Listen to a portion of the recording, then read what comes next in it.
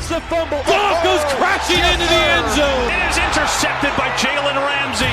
Robert Wood, touchdown. Picked off by John Johnson. Touchdown, Tyler Higbee. Cooper Kupp plucks it out of the air. Henderson with a good run and a first down, still on his feet. Touchdown, Van Jefferson. Everett in stride. Wow! Into the end zone. Cam Akers.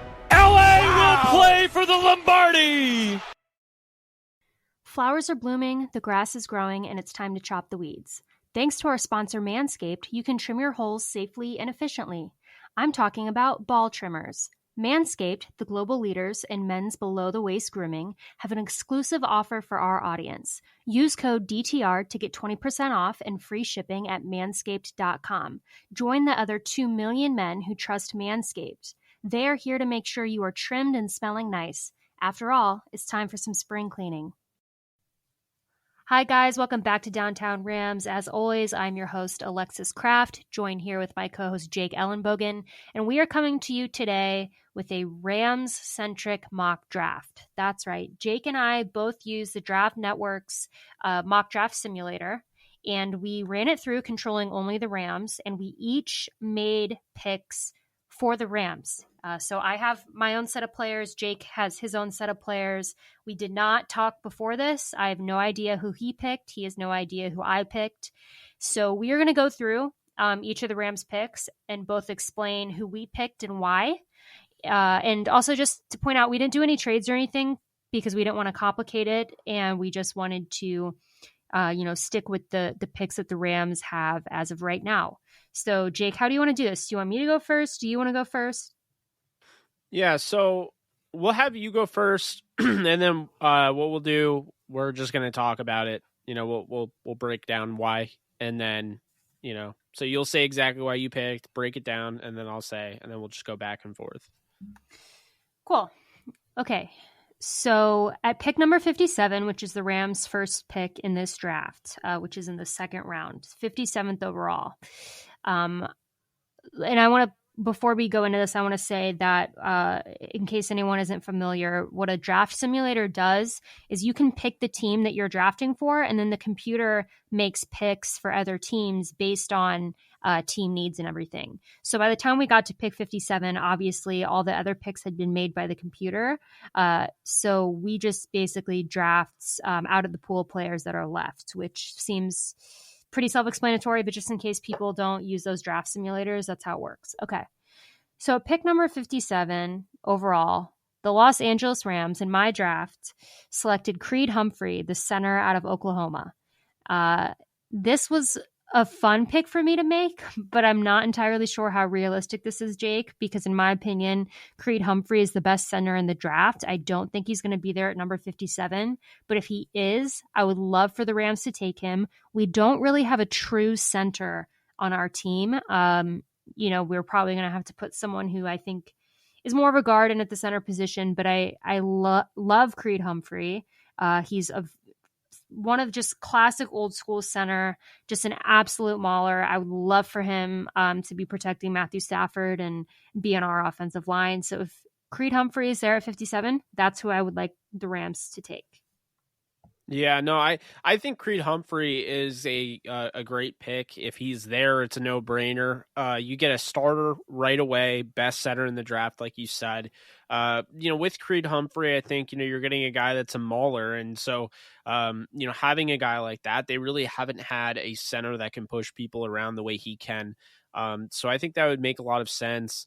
For pick 57, the direction I decided to go in, because lately I feel like everything is kind of like the guys that I wanted, they're kind of trending down. And Dylan Moses is one of them.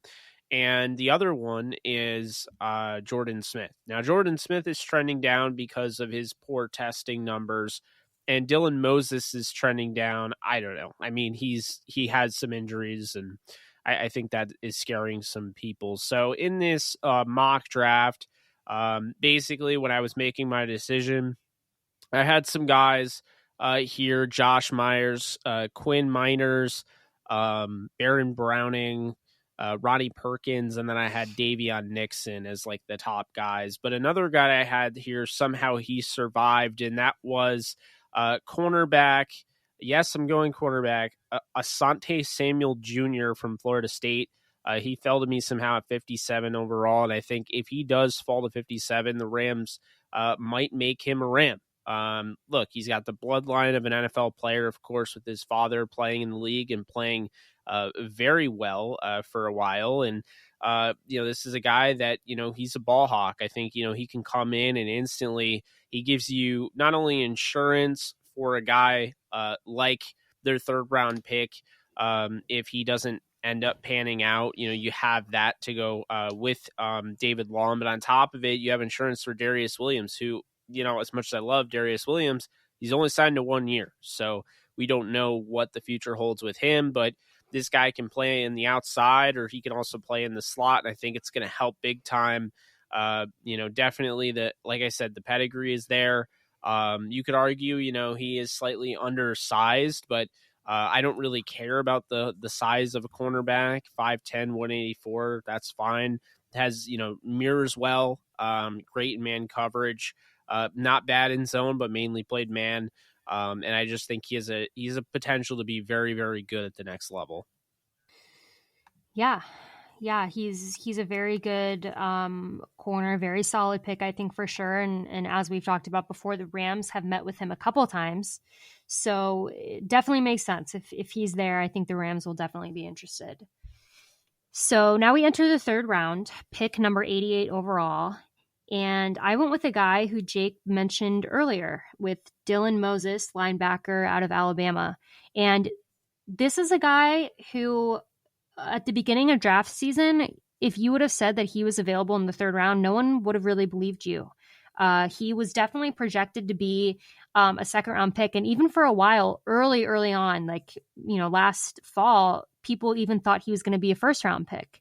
So Dylan Moses is a guy who I think can pretty much play all over that linebacker position. I kind of like him on the inside, and I think that's what the Rams need. We don't really have a true inside linebacker. There's a couple other guys I could have gone with here that I think might have been more of that true inside linebacker, but I feel like Dylan Moses is very versatile, and obviously just watching his game, he's just someone that you want on your team. He can get a lot done due to that versatility, and I could see the Rams having some fun in the ways that they use him on the field. So this is one of my top linebacker picks for the Rams in the draft. If he's there at pick number 88, Dylan Moses out of Alabama.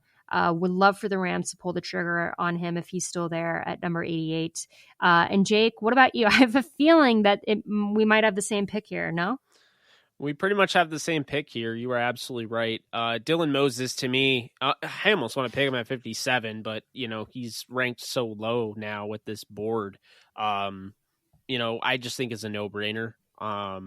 Look, I get the injury, of course, but he played with a torn meniscus and, still was able to be a draftable prospect. But you look at his seasons before last year, and that's where, you get excited. And for anyone that thinks his athleticism is gone, they don't understand. I mean, sports medicine is so much better than it used to be. And a torn ACL or a torn meniscus doesn't have to mean an end of a career anymore. So I think Dylan Moses is going to be back to 100%. Maybe not this year, but it will be, within the next 2 years. And, I think this is somebody, when he's at 100%, he's the best, one of the best linebacker prospects in this draft. And, he's been a first round talent for 3 years now. And this year, I think with the injuries, it's pushed him down. And, the emergence of Jeremiah Owusu-Koramoah, I can't even say that guy's name.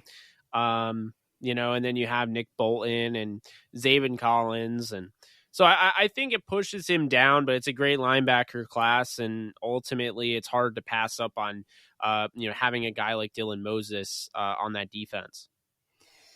Yeah, for sure. I mean, it would be an absolute dream for the Rams to take him here. So not surprised. I kind of had a feeling we were both going to go with the same guy.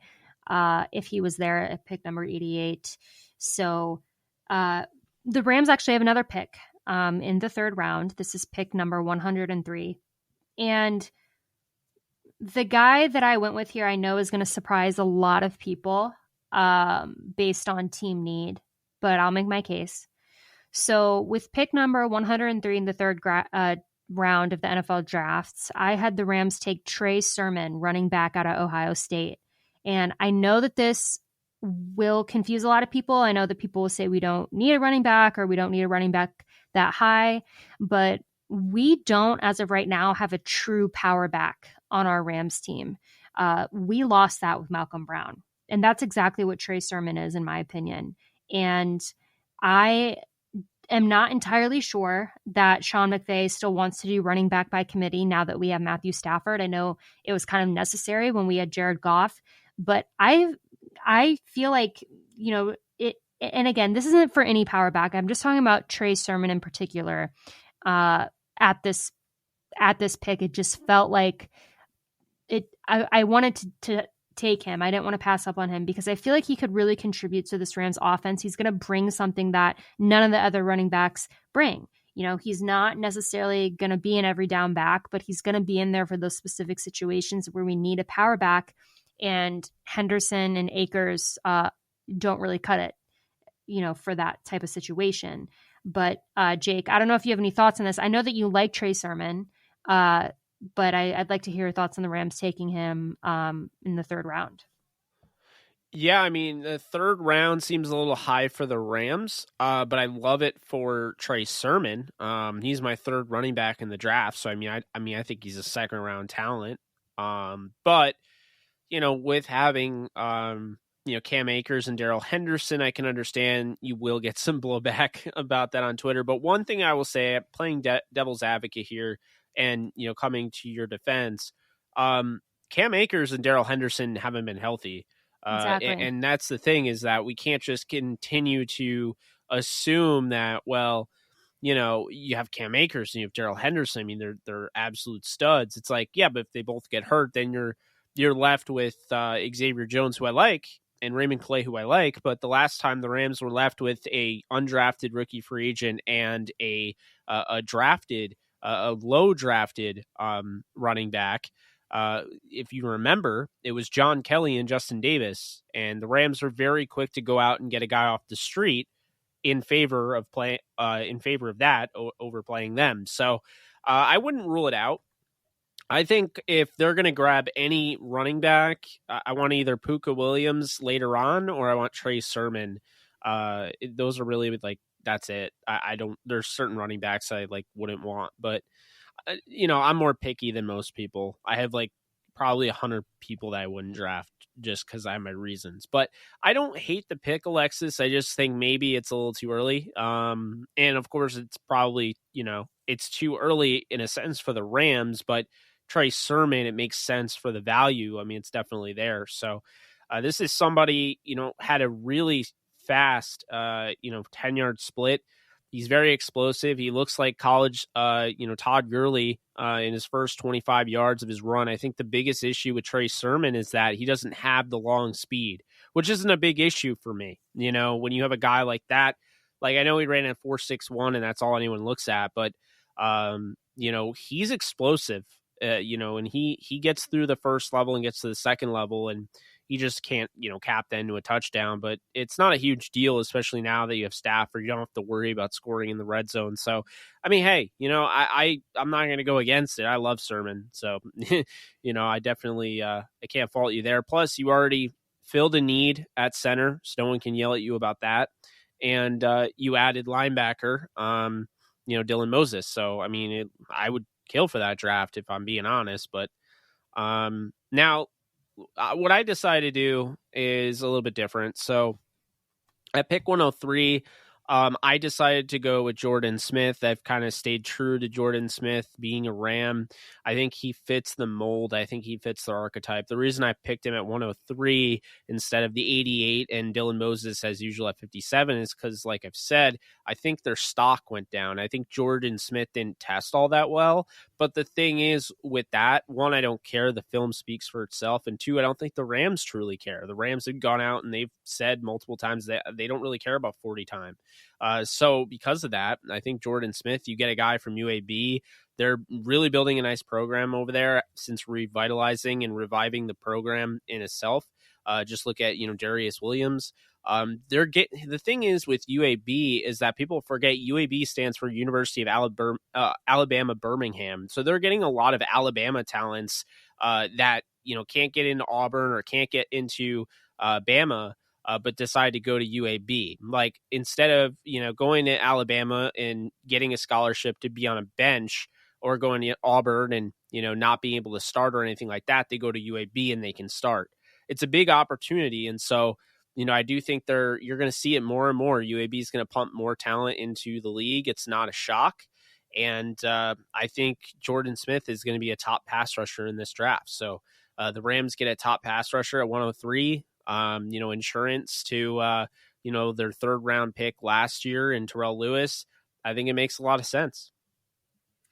Yeah, I think that's a good pick. One, because of Jordan Smith and just the talent that he is, as well as position-wise. I think that, those kind of edge guys we need more depth there for sure. And I don't really care about the testing thing as well. I've just never, the best example I can think of right now, and it's just a personal thing for you and I, is DK Metcalf. I know it's a completely different position than we're talking about, but he's an example of a guy that fell really rapidly due to bad testing, and look at what he's done.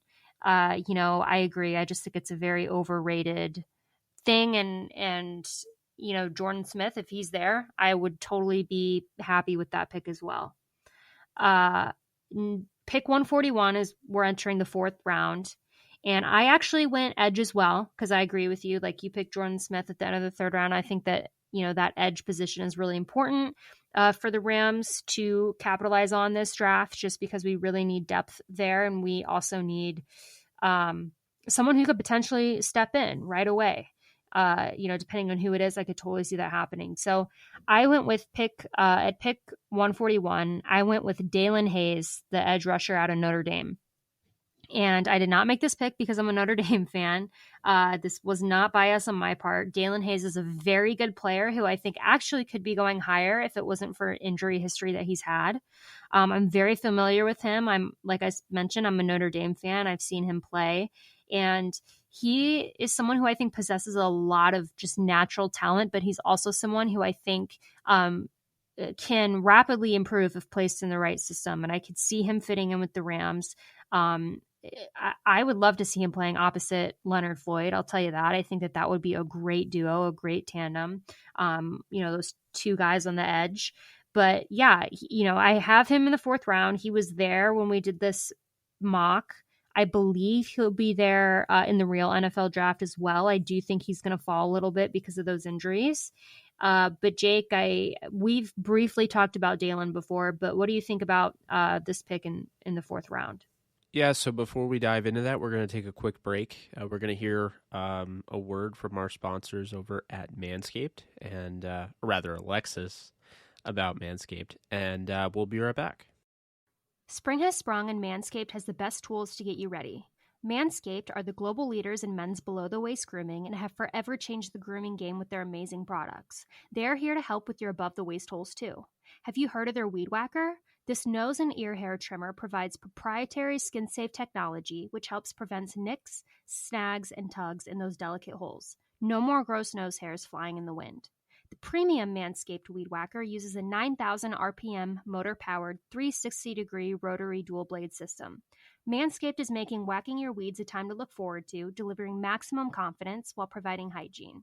Speaking of incredible hygiene, Manscaped has formulations to keep you fresh and ready for everything that comes your way all day. The Crop Preserver is an anti-chafing ball deodorant and moisturizer. It's starting to get hot outside, and this is crucial so your balls stop sticking to your leg. That's the legit worst. You'll also find the Crop Reviver, spray-on toner for your balls, which will keep you smelling fresh down there just like spring flowers. Speaking of smelling fresh, complete your grooming game this spring with the new refined cologne Signature Scent by Manscaped. This stuff is legit and will have you smelling like royalty. The cologne is light, approachable, and gentlemanly in all the right ways. You'll be the talk of the next quarantine hang. Smell good, feel good this spring. Get 20% off plus free shipping using code DTR at manscaped.com. Do yourself a favor and always use the right tools for the job. Yeah, it's a good pick. You're addressing a need, in my opinion. I do think they need to go out and get some edge help. Look, Dalen isn't going to be the best pass rusher, and he doesn't have to be. What he does well is, the fact is he's quick off the edge. He can set the edge. And I think the fact, because he's more of a hybrid type of guy, I think that definitely will work. People say he's not a 3-down type of guy. I don't necessarily agree with that. Really, he is an edge defender. There are people that try to put him in the whole, he can play linebacker. I don't think I necessarily want him playing inside linebacker or anything like that. I think that's kind of a waste. So kind of similar to a guy that I really liked in the draft in 2018 with the Chargers, Uchenna Nwosu from USC. I think he's got some burst, and I definitely like the pop behind his pads. He's going to be a high effort guy that is going to put in the work, and I think getting a guy like that in the 4th round is definitely something you can feel good about. But looking at that pick, because I've already gone cornerback, linebacker, edge, you actually focused on the interior offensive lineman to start. I'm not trying to get torn to shreds by the community for not picking an offensive lineman. So I'm going to go ahead and do that right now and grab Kendrick Green, because here's the thing. I was looking at this and I was thinking David Moore has the versatility, could play center, but, is mainly going to be a guard. Kendrick Green, I think, has the potential to be one of the top centers in this class. And somehow he actually fell to me at 141. So I decided to pull the trigger on that. Kendrick Green, very, very good athlete, moves very well. This is somebody, to me, if you're able to get him, in the 4th round, that's a huge steal. I'm worried he might go in the 2nd. He has no problem getting in the 2nd level. He has great footwork. He's got a great base. He can start. It would have been better, in my opinion, to grab a guy like Austin Blythe or Austin Reeder and have him sit behind them for a year or so. But I do think that Green could start day one if need be. And I do like the overall athleticism and the potential in that pick at pick 141. Yeah, great pick. I really like him as a player as well. And I do think that he might kind of be there in the 4th round. I could see him going earlier, like you said. I mean, he certainly has the talent to go earlier, but I do think he kind of went under the radar a little bit, which would be good for us if that's where the Rams wanted to go in the 4th round, for sure. But yeah, I think the Rams definitely at some point in this draft need to address the interior offensive line, whether it's, at 57 like I did with Creed Humphrey, or at 141 like you did with Kendrick Green.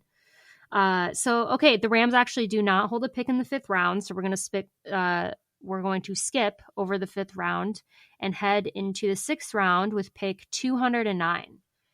Now, here's what I did with what my thought process behind this pick. I want to explain it. Because I did go receiver. Again, maybe a position that people aren't necessarily thinking the Rams will address at all. Granted, it is a 6th round, guys. This is a pick late in the 6th round. But the reason I did this, I wanted to address the deep threat issue, because I understand that we did sign Deshaun Jackson. But let's be honest, Deshaun Jackson has an injury history. It's very rare for him to play an entire NFL season, which is something that Jake and I talked about previously on our podcast. But if the worst case scenario happens, which is that Deshaun Jackson gets hurt, I don't really feel that we have like that true deep threat, vertical threat guy that's used for specifically that. I mean, I understand, like, you could say that Woods could do it, Van Jefferson, whatever, but I was looking, I felt like at this point in the draft, there were a couple guys that were very specific. They were vertical deep threat guys that are kind of used only in that situation, honestly. Guys that might even be like punt returners or something like that. But I went with Jalen Darden, the wide receiver out of North Texas. And it's probably a name that you've heard before because a lot of people on draft Twitter really, really like this kid for good reason. I mean, he is just a total deep threat. I mean, he also does a little bit of punt returns, kick returns, things like that. But I really like him. I think he's, as weird as it sounds, because I know that he's kind of been like cycling through draft Twitter, I feel like he is underrated. I feel like if he was at a bigger school, he would have gotten more attention and he would probably go a little higher in the draft. But if he's there at pick 209, I would have no issue with the Rams taking him and using him kind of as the wide receiver 5, maybe step in as wide receiver 4 if Deshaun Jackson gets hurt. But Jake, I'm not sure if you're entirely familiar with him. Some people I'm very familiar with him. Yeah. If he were to fall there and they didn't pick him, I mean, I don't think he falls there, to be honest with you. I think you're looking at, maybe even a second round guy. His Really? stock is flying. He also tested really well. So, you combine the tape and the testing and obviously I'd like him to fall there selfishly if the Rams were going to take him. But if the Rams are going to take him, I hope it doesn't. And he doesn't, I don't want him to miss out on money. So, if he's there, I like the pick. I was looking at wide receiver here, and I actually decided to go with Marquez Stevenson of Houston, who was Derek King's number 1 receiver. Now, Stevenson really was on the radar, I think, last year. Decided to stay at school. His quarterback goes to Miami.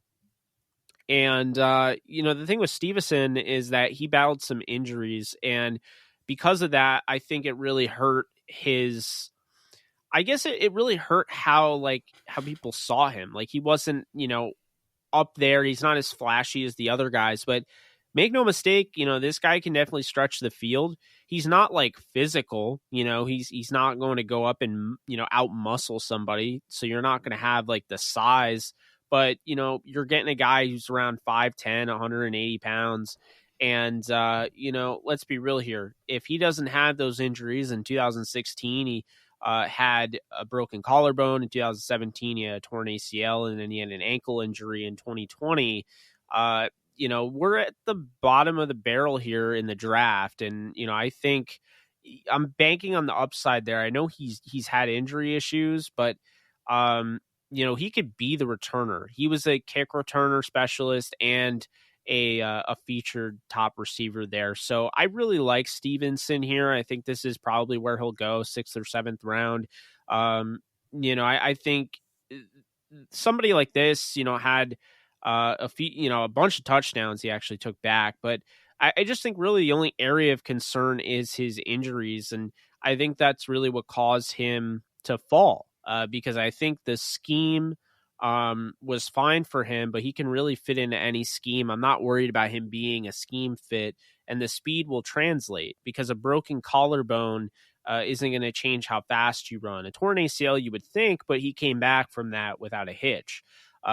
So I think you get a dynamic returner, a guy that can, he has the ball tracking skills you want in a receiver, the shiftiness that you want in a receiver that can, make yards after the catch.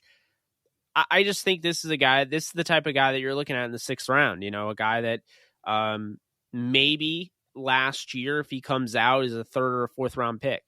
So that's where I decided to go here at pick 209. Yeah, I really like him. You're right. I feel like he was very much on everyone's radar last year. It was really surprising that he chose to go back to school and not declare for the draft. I do think that hurt his draft stock as well, especially, then you add on top of that, losing his quarterback, the injuries and things like that. It just really didn't go his way his last season. So yeah, another good pick. I think another guy who kind of fits that mold that we were talking about as well for receiver and what we think the Rams need to pick up. But the last pick in the Rams draft that we did is pick 252 in the 7th round. And once you get to the 7th round, it really kind of is just a free for all. I mean, there's so many players left, and for me personally, I decided to go corner just because I do think it is something that probably needs to be addressed by the Rams in this draft. And I didn't address it earlier because I just saw guys that I wanted. So I figured in the 7th round, there were still some guys who I thought were pretty good talents available. So I went with Tay Gowan, the quarterback out of University of Central Florida. And this is another guy who his stock has been rising. So I was a little surprised that he was here in the 7th round as well, but I could see it happening just due to, the other corners that might get a little bit more attention and are quote unquote more talented or whatever you're looking for out of a cornerback. But I think that Tay Gowan is plenty talented. I mean, he might need to, he might be a little rough around the edges. He might be a guy who needs to improve a little bit more than others. But I think if he's there, the Rams should take him. I think he's good. We need to address the cornerback position, as you mentioned earlier in the episode. And he's a guy that, if anything, provides depth. And, I just think he's talented. I think he'd be a good corner to develop. And again, I'm not sure if he's going to be there because he's another guy that's gotten a lot of attention lately. So his stock might be rising and he might be gone before this point. But for the purposes of this mock, he was there at pick 252. So that's who I went with. Yeah, Tay Gowan actually follows me on Twitter, so I definitely like that pick. Unfortunately, I wasn't able to pick him. Normally, I go with him. First off, if you don't know his story, he actually opted out of the season, not due to COVID, but due to the fact he had a premature child. So he had to take care of his child and decided to opt out. He doesn't regret it, obviously, because he took care of his child and then, still went nose to the grindstone working for the draft. He ran around a 4.3 to 4.4 40 time. This is somebody, at 6'2", 180 pounds, has decent size for the position. I do feel like, he's got, quick, he can quickly flip his hips. He's got, smooth, everything is smooth as far as him as a mover in space. I do think he has upside to play all over the secondary, whether that be, like a corner in the slot on the boundary or, a safety. There are times he struggles to, mirror in coverage, and I have noticed that. He wears the biggest pads I've ever seen a quarterback wear. So that's something. His shoulder pads look ginormous. It's crazy. But I do like, his athleticism overall. And I think that, here late in the draft, if you can get him, I think this is where he'll go. I'm going the same, although I know I already addressed the cornerback position, but I want to add another guy. And like I said, Tay Gowan would have been an option there, but he was gone. So I decided to go with Duke's Mark Gilbert. If you remember that name, you should, if you're a college football fan, because in 2017, he really blew up. He was a first-team All-ACC guy. And essentially what happened is that, he dealt with some injuries. And again, this is what you're going to see is a lot of 6th and 7th round guys have massive potential and could be 1st or 2nd round talents, but dealt with injury. Well, his uncle Sean actually was drafted number 3 overall in the 1992 draft by the LA Rams. And he actually played 12 seasons in the NFL. And his cousin is none other than Darrelle Revis, who's one of the greatest cornerbacks to ever play the game. So he's got the pedigree there. The injuries, they're unfortunate. It's really just nagging injuries. So I don't have to worry about anything drastic. Obviously hip injury is not great, but it was more nagging hip injury. And then he had a foot injury in 2020. But this is somebody that, is definitely able to play the boundary. I think, he offers good depth for the Rams. And to be honest with you, what he was able to do in 2017, I know it seems like a while from now, but if he's able to get back to that, he was on the cusp of being a top 3 round pick. I think, he's very, very interesting to pick up on. Obviously he's athletic. Very good football IQ, natural feel for the game, can be a run defender. It's hard to evaluate a guy that really didn't play a ton since 2017, but he's a pain to get, away from in man coverage. And, I was definitely impressed with his game against Northwestern in 2017. Stood out to me, and that's somebody I'm definitely looking at for the Rams. Now, I'm not saying Mark Gilbert is going to be like a superstar, but at this point, the Rams have so many picks. And, when you're at the 7th round of the draft, this is the type of thing that you're going for. Because if he is healthy, he is loaded with potential. Like, he could be just as good as picking, the guy I got earlier in Asante Samuel Jr. Like, if everything checks out, Mark Gilbert could be a steal in this draft. So keep that name in mind if it didn't ring a bell the first time. Mark Gilbert from Duke, 6'1", 180-pound corner. And yeah, so we're adding that corner group, and that means it would be Jalen Ramsey, Darius Williams, Asante Samuel Jr., Mark Gilbert, David Long. And all of a sudden, all those questions that you had about the cornerback group, now they look really deep with David Long being their 4th or 5th corner. Yeah, I mean, I had forgotten about Mark Gilbert. I mean, he, kind of like you mentioned, dealt with some injuries and stuff and hasn't been on the radar for a while. But yeah, when you get into the 7th round, that's kind of the time to make decisions like that. It's kind of the time to grab guys who might not pan out, but could potentially have a high upside. So yeah, that would be a good pick in the 7th round for sure.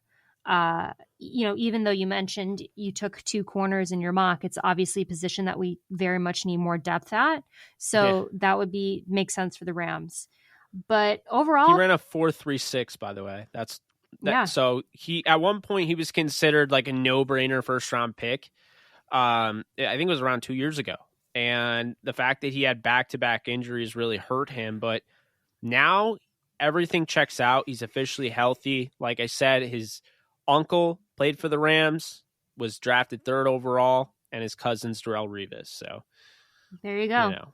Well, overall, I think we did a good job on this draft. I would say that we hit all those key positions. I think we hit kind of the positions that most Rams fans are thinking the Rams are going to go.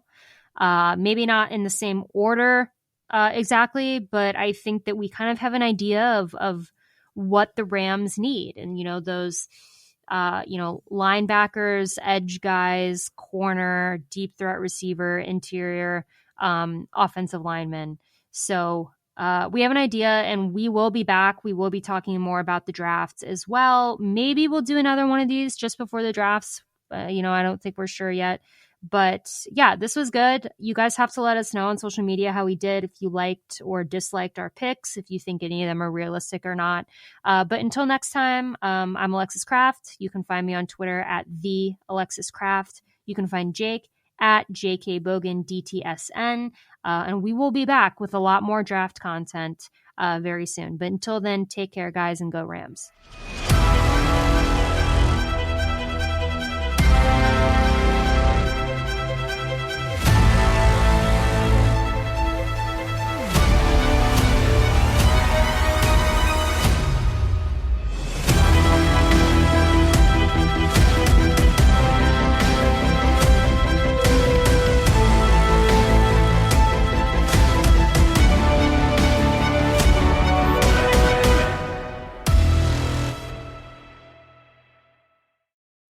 Get 20% off and free shipping with the code DTR at manscaped.com. That's 20% off with free shipping at manscaped.com, and make sure to use code DTR. Unlock your confidence and always use the right tools for the job with Manscaped.